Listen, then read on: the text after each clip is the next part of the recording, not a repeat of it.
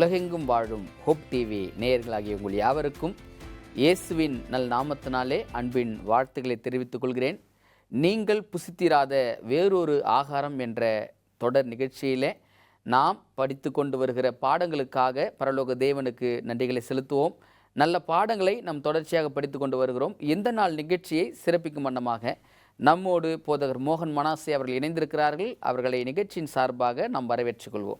பஸ்டர், கர்த்தருக்கு ஸ்தோத்திரம். மீண்டுமாக எங்களோடு நீங்கள் இணைந்திருப்பது மிகுந்த சந்தோஷம். நல்ல பாடங்களை தொடர்ச்சியாக நம்ம படித்து கொண்டு வருகிறோம். கடந்த பாடத்தில் மோசேயினிடத்தில் தேவன் கொடுத்த முதல் அடையாளத்தை குறித்து நாம் படித்தோம்.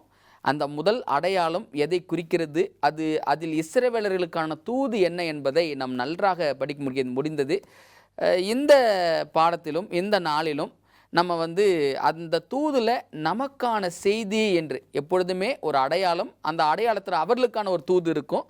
அந்த தூதுவை போலவே நிகழ்காலத்துக்கான தூது, நமக்கான தூதும் இருக்கும் என்பதை நம்ம தொடர்ச்சியாக படித்து கொண்டு வருகிறோம். ஸோ அதே போல் அந்த அடையாளத்தில் நமக்கான தூது என்ன என்பதை எங்களோடு பகிர்ந்து கொள்ள முடியுங்களா? நிச்சயம். சரி, இப்போ இந்த அடையாளத்தை மறுபடியும் நம்ம ஒரு ரீகால் பண்ணி பார்த்துக்கலாம். ஓகேங்க. கோல் இருந்தது, சர்ப்பமாக மாறுனுச்சு. ஆமாங்க. திரும்ப கோலா மாறியது, அவ்வளோதான். ஸோ இது எதை குறிக்கிறதா இருக்குது அப்படின்னா, கோல் எப்பவுமே 4 பகுதிகளை குறிக்கும். ஒன்று நீதியை குறிக்கும். கோல் நீதியை குறிக்கும். 2வது அதிகாரத்தை குறிக்கும். சரிங்க. 3வது பாதுகாப்பை குறிக்கும். 4வது மேய்க்கிற தன்மை, அதாவது வழி நடத்துறத குறிக்கும். சரிங்களா? இப்போ இந்த அடையாளம் மோசேக்கும் அவங்களுக்கான நமக்கான செய்தி மட்டும் இது இல்லை, அவங்களுக்கான நிகழ்கால செய்தியும் கூட. ஓகே, சரி. அந்த கோல் யாரா இருக்கும் நீங்க நினைக்கிறீங்க? கோல் 4 காரியம் சொல்லியிருக்கிறீங்க. 1 கோல் அதிகாரத்தை குறிக்கும், அதிகாரம் நீதியை குறிக்கும், பாதுகாப்பை குறிக்கும், வழி நடத்துதலை குறிக்கும். சரி, நம்ம வசனங்களை வாசிச்சே நம்ம போவோமே. ஓகே, சரிங்களா? ஆதியாகமம் 49ஆம் அதிகாரம் 10வது வசனத்துல யாக்கோபு தன்னுடைய பிள்ளைகளை ஆசீர்வதிச்சுட்டே வரும்போது யூதாவை பத்தி சொல்லுவார். என்ன சொல்லுது? ஆதியாகமம் 49:10ங்களா? ஆமாங்க. சமாதான கர்த்தர் வருமளவும் செங்கோல் யூதாவை விட்டு நீங்குவதும் இல்லை, நியாய பிரமாணிகன் அவன் பாதங்களை விட்டு ஒழிவதும் இல்லை, ஜனங்கள் அவரிடத்தில் சேரும். இது யாரை பற்றினது? கிறிஸ்துவை பற்றிய தீர்க்க தரிசனம். கிறிஸ்துவை பற்றின தீர்க்க தரிசனம். அதுல என்ன வார்த்தை பயன்படுத்துது? செங்கோல் பயன்படுத்துது. செங்கோல் யார் வைத்திருப்பா? ராஜாக்கள் கையில வச்சிருப்பாங்க. அப்போ அந்த ராஜாங்கிறது என்னது? ஒரு ஆளுமை இல்லையா? ஆமாங்க. ஒரு அதிகாரம் இல்லையா? அப்போ இந்த இடத்துல கோல்ங்கிறது எதை குறிக்கிறதா சொல்லுது? ஒரு அதிகாரத்தை, ஒரு ஆளுமையை என்ன செய்யுது? குறிக்கிறதா நம்ம பார்க்க முடியும். சங்கீதம் 45:6வது வசனத்தை நம்ம வாசிப்போம். சங்கீதம் 45:6வது வசனம். நான் வாசிக்கிட்டுங்களா? வாசிங்க. தேவனே, உமது சிங்காசனம் என்றென்றைக்கும் உள்ளது, உமது ராஜ்யத்தின் செங்கோல் நீதி உள்ள செங்கோலா இருக்கிறது. சரி, ரைட். முதல்ல ஆதியாகமத்துல வாசிக்கும் போது யார சொல்றோம்? செங்கோல் ஒருத்தர்கிட்ட இருக்குதான். ஆமாங்க. அவர் யாருன்னு சொல்றாரு? கிறிஸ்து. நியாய பிரமாணிகர். அவரை இந்த சத்தியம் யாரை பட்டதுன்னா கிறிஸ்துவை பற்றினது. சரிங்களா? அப்ப அவர்கிட்ட என்ன இருக்குதான்? நீதி இருக்குது. ஓகே. அதிகாரம், ஒரு அரசனாய் அவர் இருக்கிறாரு அப்படிங்கிறது. அடுத்த கோல் எதை பார்த்தோம்? கோல் என்பது ஒரு பாதுகாப்பை, ஒரு வழி நடத்துதலை நாம் பார்க்க முடியும். சங்கீதம் 23ஆம் சங்கீதம் 4வது வசனத்தை நம்ம வாசிக்கிறோம். வசனம் இப்படி சொல்லுது: நான் மரண இருளில் நடந்தாலும் பொல்லாப்புக்கு பயப்படேன், தேவரீர் என்னோடு கூட இருக்கிறீர், உமது கோலும் உமது தடியும் என்னை தேற்றும், என்னை பாதுகாக்கும். ஓகே. கோல் என்பது அப்ப பாதுகாப்பு. இன்னொரு வசனத்தை வாசிப்போம். மீகாவின் புத்தகம் 7ஆம் அதிகாரம் 14வது வசனம். மீகாவின் புத்தகம் 7:14ங்களா? ஆமா. கர்மேலின் நடுவிலே தனித்து வனவாசமாய் இருக்கிற உமது சுதந்திரமான மந்தையாகி உம்முடைய ஜனத்தை உமது கோலினால் மேய்த்தருளும். பூர்வ நாட்களில் மேய்த்தது போலவே அவர்கள் பாசானிலும் கீலேயாத்திலும் மேய்வார்களாக. அப்படின்னா என்ன அர்த்தம்? இது யாரை குறிக்குது? இந்த கோல் யாரை குறிக்குது? கிறிஸ்துவை குறிக்குது, மெய்ப்பனை குறிக்குது, வழி நடத்துதலை குறிக்குது, பாதுகாப்பை குறிக்குது. ஆமாங்க. அப்ப இந்த கோல் யாரை பற்றினது? கிறிஸ்துவை குறிக்கிறது. சரி, இப்ப இந்த சார்பம் இந்த அடையாளங்கள் என்ன சொல்லுதுன்னா, கிறிஸ்து பிதாவினால் அந்த கோல் கீழே போட சொல்றாரு, கீழே விழுகுது, விழுந்த உடனே தரையில என்னவா மாறுனுச்சு? பாம்பா மாறியது. மறுபடியும் என்ன செய்தாரு? வாழை பிடிச்சாரு, எடுத்தாரு. கோல் மறுபடியும் கைக்கு வரும்போது என்னவாயிடுச்சு? அந்த பாம்பு வந்து கோலா மாறிடுச்சு. இது கிறிஸ்து பிதாவினால் பூமிக்கு அனுப்பப்பட்டதையும் அவர் மரணத்ததையும் மீண்டும் அவர் உயிரோடே எழுந்து பரலோகம் செல்வதையும் குறிக்கும். இப்ப இந்த கோல் என்ன குறிக்குது? கிறிஸ்துவ குறிக்குது. ஆமாங்க, சரிங்களா? இப்போ இந்த கோல் என்னவா மாறுனுச்சு? பாம்பு கோலா மாறியது, கோல் திரும்ப பாம்பா மாறியது, சர்ப்பமா மாறியது. சர்ப்பமா. கோலை கீழே போட்ட உடனே சர்ப்பமா மாறிடுச்சு. கிறிஸ்து இந்த பூமிக்கு வந்தார். வந்து இங்க என்னவா ஆனாருன்னா, ஒரு வசனத்தை நம்ம வாசிப்போம். யோவான் 3ஆம் அதிகாரம் 14வது வசனம். யோவான் 3:14 நீங்க பாத்தீங்கன்னா, நிக்கதேமு என்கிற ஒரு மனுஷன் தேவனிடத்தில் வருகிறார். ஆண்டவரும் அவரும் பேசிக்கிட்டே இருக்கிறாங்க. அப்ப தன்னுடைய நிலைய என்ன செய்யறாரு? ஒருவன் ஜலத்தினாலும் ஆவினாலும் பிறவாவிட்டால் மீண்டும் தேவனுடைய ராஜ்யத்துல அவன் பிரவேசிக்க முடியாதுன்னு சொல்றாங்க. எப்படி இந்த கான்வர்சேஷன் போய்கிட்டே இருக்கும்போது கிறிஸ்து ஒரு வார்த்தை சொல்றாரு, 14வது வசனம். என்ன சொல்றாரு? சர்ப்பமானது மோசேயினால் வனாந்தரத்திலே உயர்த்தப்பட்டது போல மனுஷகுமாரனும் தன்னை விசுவாசிக்கிறவன் எவனோ அவன் கெட்டு போகாமல் நித்திய ஜீவனை அடையும்படிக்கு உயர்த்தப்பட வேண்டும். யார் உயர்த்தப்படணும்? கிறிஸ்து உயர்த்தப்பட வேண்டும். மாறணும். இங்க சர்ப்பம் உயர்த்தப்பட்டிருக்கிறது போல. சர்ப்பம் எதுக்காக உயர்த்தப்பட்டுச்சு? மோசே வனாந்தரத்துல கூட்டிட்டு போறாரு. கூட்டிட்டு போகும்போது என்ன ஆகுது? சர்ப்பத்தினால தீண்டப்படுறாங்க. அதாங்க. சரிங்களா? அப்போ இந்த அடையாளத்தை யாரோட ஒப்பிடுறாங்க? கிறிஸ்துவோடு ஒப்பிடுறாங்க. கிறிஸ்துவோடு ஒப்பிட்டு யார் சொல்றா? ஆண்டவரே சொல்றாரு. ஆமாங்க. சர்ப்பமானது வனாந்தரத்தில் உயர்த்தப்பட்டது போல மனுஷகுமாரன் என்ன பண்ணணும்? பூமியிலிருந்து உயர்த்தப்பட வேண்டும் அப்படின்னு இருக்குது. சரிங்களா? ஓகேங்க. சரி, அப்ப இந்த சர்ப்பம் யாரை குறிக்கிறது என்று நாம் பார்க்கும் பொழுது அது கிறிஸ்துவையும் குறிக்கிறதா இருக்கிறது என்பதை வேத வசனத்தின் மூலமா நம்ம பார்க்கிறோம். ஒரு சிறிய இடைவேளைக்கு பிறகாக மீண்டும் தொடரலாங்களா? கண்டிப்பா, நிச்சயமா. நேயர்களே, ஒரு சிறிய இடைவேளைக்கு பிறகாக மீண்டும் நாம் நிகழ்ச்சியை தொடருவோம்.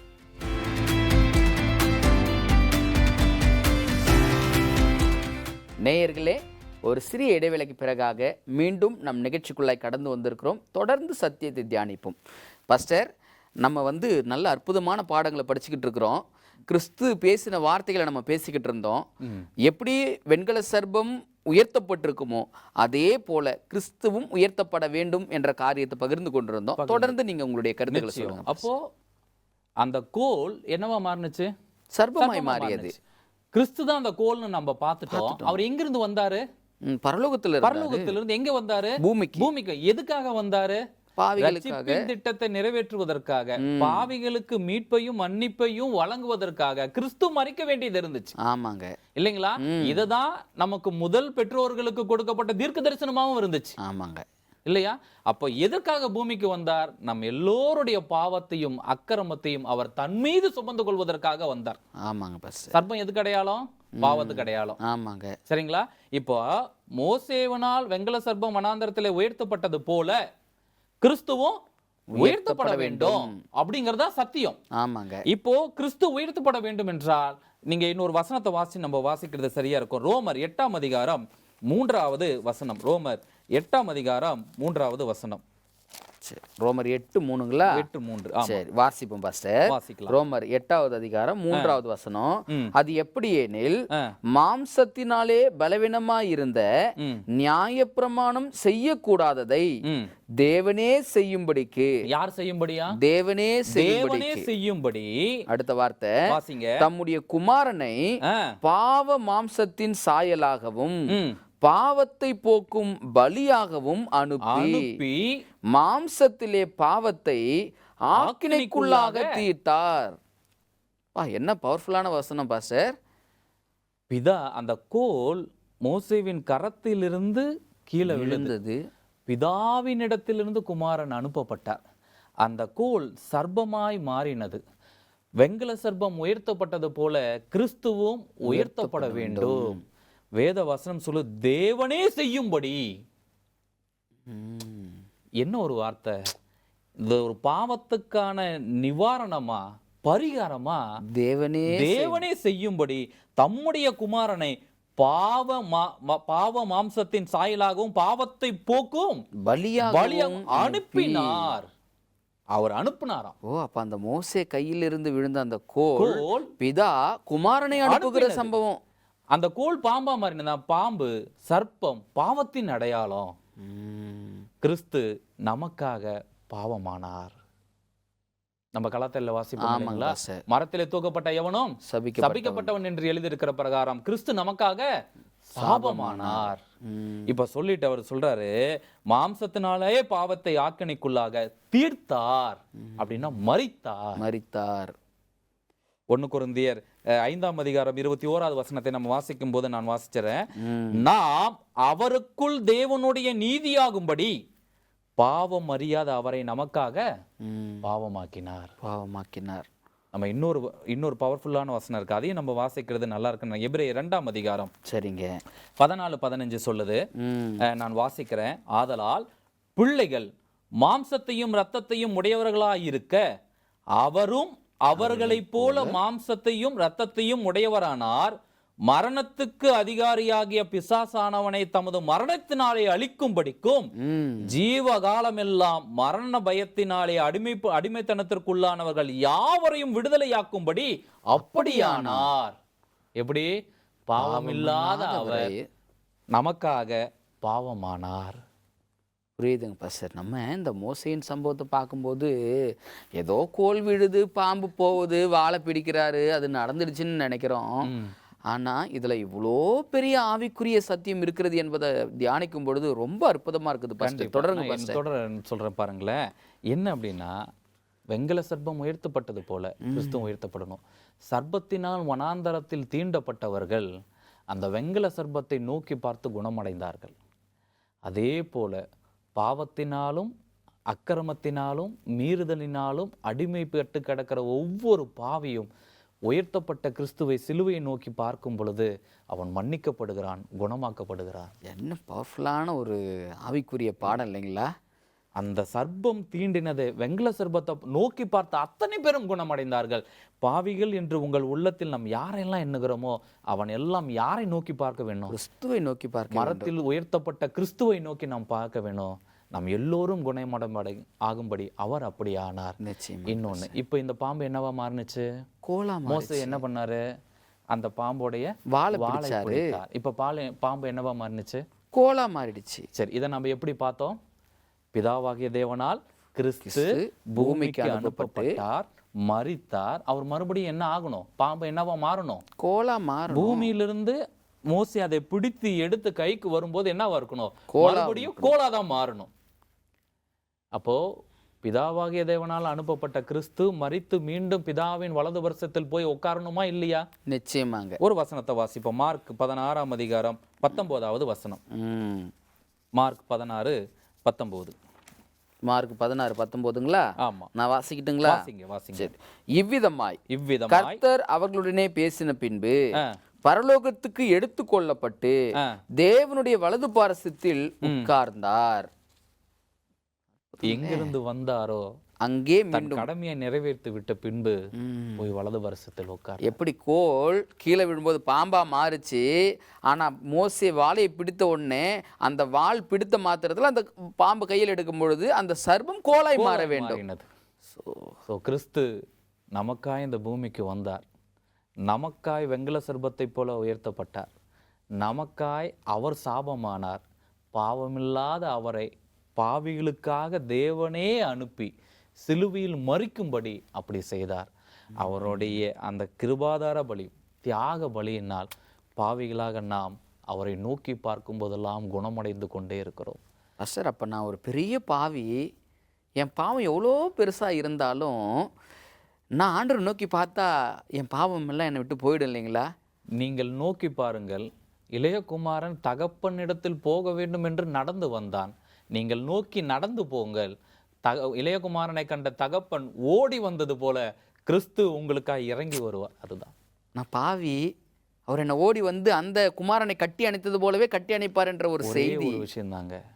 எந்த ஒரு பாவி மனம் திரும்புதலின் ஏக்கத்துக்காய் தேவனிடத்தில் கையேந்துகிறானோ, மன்னிப்புக்காக, அவனை சந்திக்க ஒட்டுமொத்த பரலோகமும் இறங்கி வருது. அவனை சுத்தம் செய்து அந்த பிதாவின் சமூகத்தில் நடக்கக்கூடிய ரட்சிக்கப்பட்ட பாவிகளுக்கான விருந்தில் நீங்களும் நானும் பங்கு கொள்ள அழைக்கப்பட்டிருக்கிறோம். கண்டிப்பாங்க பாஸ்டர். இந்த முதலாவது அடையாளத்தில் அவர்களுக்கு ஒரு தூது இருந்தது, அதை படித்து கொண்டிருக்கிற நமக்கு ஒரு தூது. அவர் உயர்த்தப்பட்டிருக்கிற பொழுது அவரை நோக்கி பார்க்கிற நாமும் பிழைப்போம் என்ற காரியத்தை ரொம்ப நேர்த்தியான முறையில் அற்புதமான சத்தியத்தின் மூலமாய் ஆவியானவர் நம்மோடு பகிர்ந்து கொடுத்துக்கிட்டு இருக்கிறாங்க. இந்த சத்தியங்களை தியானிக்கும் பொழுது உள்ளம் துள்ளுகிறது. அவரை நோக்கி நான் பார்க்கும் பொழுது பிழைப்பேனே என்ற ஒரு காரியம் மனதை இன்னும் அசுவிசுவாசப்படுத்துகிறது. தேவனுக்குள்ளாக இன்னும் முன்னோக்கி செல்வதற்கான காரியங்களை தொடர்ந்து செய்கிறது. இந்த நல்ல நேரத்தில் ஒரு சிறு இடைவெளிக்கு பிறகாக மீண்டும் நம்ம சத்தியத்துக்குள்ளாக கடந்து வரலாங்களா? நேயர்களே, ஒரு சிறிய இடைவெளிக்கு பிறகாக மீண்டும் நம் சத்தியத்தை தொடருவோம்.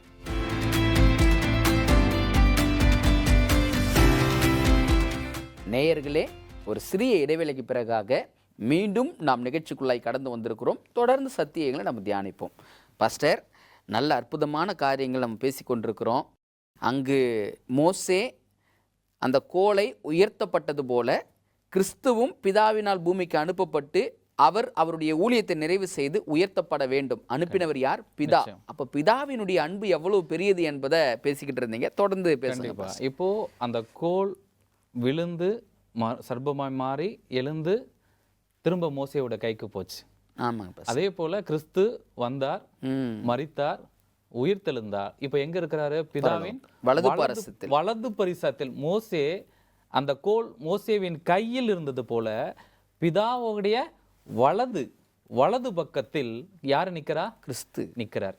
இது சாதாரண நிகழ்வு அல்ல. இவர் செய்த காரியத்தோடைய தாக்கம் எவ்வளவு பெருசுங்கிறத நம்ம கடந்த பாடங்கள்ல கூட இதை நம்ம பேசணும். பிலிப்பியர் 2ஆம் அதிகாரத்துல அந்த வசனம் 11வது வசனம் சொல்லுகிறது, பிதாவாகிய தேவனுக்கு மகிமையாக இயேசு கிறிஸ்து கர்த்தர் என்று நாவுகள் யாவும் அறிக்கை பண்ணும்படிக்கும் எல்லா நாமத்திற்கும் மேலாக நாமத்தை அவருக்கு தந்தருளினார். சோ கிறிஸ்து செய்த அந்த தியாகத்தின் மதிப்பை முழுவதும் புரிந்திருந்தவர் பிதா மட்டும்தான். ஒருவேளை அந்த தியாகத்தை, அந்த ஈடு இணையற்ற ஒரு அன்பை நாம் உணருமே என்றால் மீண்டும் நாம் அடிமைத்தனத்துக்குள்ள போவோமா? முடியாதுங்க பாஸ்டர். மீண்டும் சர்பத்தினால் தீண்டப்படுவோமா? வாய்ப்பு இல்லைங்க பாஸ்டர். நாம் இன்னும் உணராம இருக்கிறோம். உணர வேண்டியது இன்னைக்கான பாடமா இருக்குது. நிச்சயமாங்க பாஸ்டர். நல்ல அற்புதமான பாடத்தை இந்த முதல் அடையாளத்தில் நம்மால் படிக்க முடிந்ததா இருந்தது. அந்த தேவனுடைய அன்பை நாம் உண்மையாக ஆழமாய் புரிந்திருப்போமானால் நிச்சயமாக மீண்டும் நம்ம பாவத்துக்குள்ளாக போவதற்கான வாய்ப்புகள் இல்லை என்பதை இந்த முதல் அடையாளம் அவர்களுக்கு ஒரு தூது. இன்னைக்கு நிகழ்காலத்தில் இருக்கிற நமக்கும் அது ஒரு நல்ல செய்தியாக இருக்கிறது என்பதை நம்ம தொடர்ந்து படித்து கொண்டிருக்கிறோம். அடுத்ததாக இரண்டாவது அடையாளத்துக்கு கொடுத்து நம்ம வேதாகமத்தில் பார்க்குறோம்ல பாஸ்டர். இந்த முதல் அடையாளத்தில் இவ்வளோ அற்புதமான செய்தி இருக்குது அப்படின்னா இரண்டாவது அடையாளத்தில் இன்னும் இருக்கிற செய்தியை அறிந்து கொள்ள வேண்டும் என்று எங்களுக்கு ஆவல் தூண்டுகிறது. அதையும் எங்களோடு பகிர்ந்து கொள்ள முடியுங்களா? நிச்சயம். இரண்டாவது அடையாளம் என்னது? குஷ்டரோகம். குஷ்டரோகம் வந்தது. சரி, என்ன செய்யறார் மோசே? தன் கையை போடுகிறார். ஆமாங்க.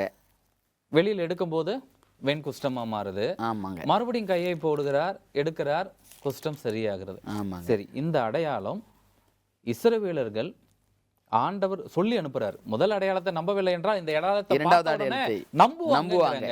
அப்ப இந்த குஷ்டரோகத்தின் அடையாளம் அவர்களை நம்பும்படி அந்த செய்தி அவர்களுக்கு எப்படி புரிந்திருக்கும்? சோ அன்னைக்கு அந்த நாட்கள்ல குஷ்டரோகம்ங்கிறது ஒரு பெரிய கொள்ளை நோய். அது பரவும் நோய் கூட. ஆமாங்க, பரவும் நோய் கூட. அப்போ குஷ்டரோகம் பாதிக்கப்பட்ட ஒரு மனுஷன் அவன் உச்சந்தலையிலிருந்து உள்ளங்கால் வரைக்கும் அது பரவிக்கிட்டே போகும். அதுக்கு என்ன கிடையாது? மருந்து கிடையாது. மருத்துவம் குணமாக்கவே முடியாது. அந்த குஷ்டரோகம் எதின் அடையாளம் சொன்னா வெட்கத்தின் அடையாளம். புரியுதுங்களா? அது ஒரு அவமானத்தின் அடையாளம். குஷ்டம் வந்தவர்கள் எங்க இருக்க முடியாது? ஊருக்குள்ள இருக்க முடியாது. அப்போ அந்த நோய் ஒரு பயங்கரமான நோய் என்றும் மரணத்திற்கு ஈட்டு செல்லும் என்பதும் இஸ்ரவேலர்களுக்கு தெரியும். அதே நேரத்தில் அந்த நோய் வந்தது என்றால் அதை குணப்படுத்தவே முடியாதுங்கிறதும் இஸ்ரவேலர்களுக்கு நன்றாக தெரியும். இப்போ இந்த நோயை மோசேக்கு ஆண்டவர் கொடுத்தது நிமித்தம் அந்த நோய் எதை குறிக்கிறதா பார்த்தோம்? வெட்கத்தை குறிக்கிறது இல்லையா? ஒரு அவமானத்தின் சின்னமா இருக்கும். அவங்க எங்க இருக்க முடியாது? ஊருக்குள்ள இருக்க முடியாது. அதுக்கப்புறம் பிற்பாடு ஆண்டவர் வந்து மோசேக்கு சில கட்டளைகள் கொடுக்கிறார். எங்க அப்படின்னா லேவியராகமம் 13ஆம் அதிகாரம் 45, 46 வசனங்களை நம்ம வாசிக்கும் போது, சரிங்க, வசனங்கள் சொல்லுகிறது, அந்த வியாதி உண்டாகி இருக்கிற குஷ்டரோகி வஸ்திரம் கிழிந்தவனாயும் தன் தலையை மூடாதவனாயும் இருந்து அவன் தன் தாடியை மூடிக்கொண்டு தீட்டு தீட்டு என்று சத்தமிட வேண்டும். அந்த வியாதி அவனில் இருக்கும் நாள் வரைக்கும் தீட்டுள்ளவனாக எண்ணப்பட கடவன். அவன் தீட்டுள்ளவனே ஆகையால் அவன் தனியே குடியிருக்க வேண்டும். அவன் குடியிருப்பு பாளையத்துக்கு புறம்பாக இருக்கணும். அதுதான் பாஸ்டர், பாளையத்துக்கு புறம்பாக இருக்கணும் அப்படின்னு சொல்லி சொல்றாரு. சரி, இந்த நோய் வரக்கூடிய ஒரு மனுஷன் ஊருக்குள்ள இருக்க முடியாது. அவன் என்ன சொல்லிக்கிட்டே இருக்கணுமா? தீட்டு தீட்டு சொல்லிக்கிட்டே இருக்கணும், கத்திக்கிட்டே இருக்கணும். அதாங்க பாஸ்டர். அதே மாதிரி அவன் எங்க இருக்க கூடாது? ஊருக்குள்ள இருக்க கூடாது, புறம்பா தான் இருக்கணும். புறம்பா தான் விட்டு வெளியே தான் இருக்கணும். அந்த மனிதன் திடீர்னு நல்லா இருக்கிற மனுஷங்களுக்கு எதிர்கொண்டு வந்தா வரக்கூடாது, வந்தா அது பெரிய தப்பு தப்பு அப்படின்னு இருக்கும். அப்ப அவன் வரும்போது என்ன சொல்லணும்? யதார்த்தமா வரானா கூட தீட்டு தீட்டுன்னு சொல்லிக்கிட்டே தான் என்ன வரணும், அவன் வரணும். அப்ப அவன் சொல்லிக்கிட்டே வரும்போது எல்லாரும் அவனை பார்த்து என்ன பண்ணுவாங்க? ஒதுங்கி போவாங்க, அவனை ஏற்றுக்கொள்ள மாட்டாங்க.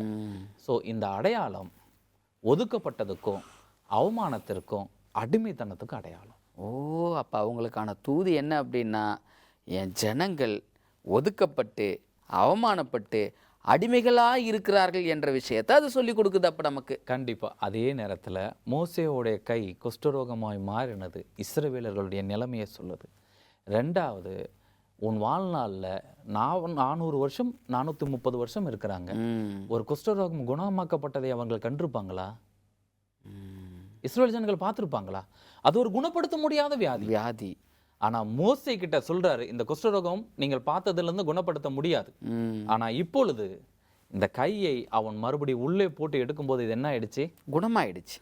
ஆண்டவர் சொல்றாரு, உன் நோயை நான் குணமாக்குவேன், அடிமைத்தனத்திலிருந்து உன்னை நான் விடுதலை பண்ணுவேன் என்ற ஒரு பவர்ஃபுல்லான ஒரு செய்தியை அவர்களுக்கு கொடுத்துருக்கிறாங்க. கண்டிப்பா பாஸ்டர், ரொம்ப அற்புதமான செய்திகளை நம்ம தொடர்ந்து படிச்சுக்கிட்டு இருக்கிறோம். இந்த நாளில் முதலாவது அடையாளத்தினுடைய முக்கிய பாடங்களையும் இரண்டாவது அடையாளத்தையும் எங்களோடு நீங்க பகிர்ந்து கொடுத்தீங்க. கர்த்தர் உங்களையும் உங்களுடைய ஊழியத்தையும் வெகுவாய் ஆசீர்வதிக்கட்டும். தொடர்ந்து நம்ம படிப்போம் பாஸ்டர். இந்த நிகழ்ச்சியில உங்களுடைய பொன்னான நேரத்தை ஒதுக்கி எங்களோடு பகிர்ந்து கொடுத்தீங்க. கர்த்தர் உங்களை ஆசீர்வதிப்பாங்க. நன்றி. நேயர்களே, இந்த அற்புதமான நிகழ்விலே நாம் இணைந்து நல்ல பாடங்களை தொடர்ச்சியாக படித்து கொண்டு வருகிறோம். மோசேயினிடத்தில் தேவன் பயன்படுத்தின முதலாவது அடையாளத்தையும் இரண்டாவது அடையாளத்தையும் நாம் இந்த காணொளியிலே படித்திருக்கிறோம். இந்த அடையாளத்திற்கான முக்கிய பாடங்களை மீண்டும் ஒரு காணொளியின் நாம் கண்டு கழிக்கும் வரை கர்த்தர் தாமே நம் அனைவரையும் ஆசீர்வதிப்பாராக. ஆமேன். தொடர்ந்து இணைந்திருங்கள் எங்களோடு. தேவன் நம்மை ஆசீர்வதிப்பார்.